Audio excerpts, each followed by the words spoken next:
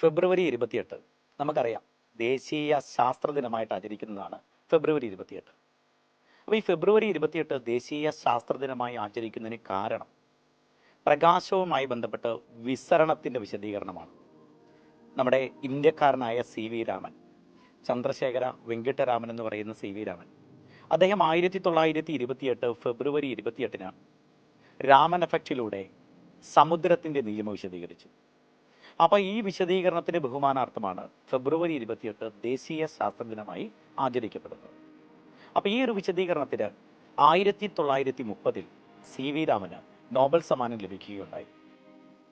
Then 1978 അദ്ദേഹം വിസരണം വിശദീകരിക്കപ്പെടുകയും, വിസരണം എന്ന് പറയുന്നത് സൂക്ഷ്മ കണികകളിലോ പൊടിപടലങ്ങളിലോ തട്ടി പ്രകാശം ചിന്നിച്ചിതറിപ്പോകുന്നതുമാണെന്ന് പറഞ്ഞു.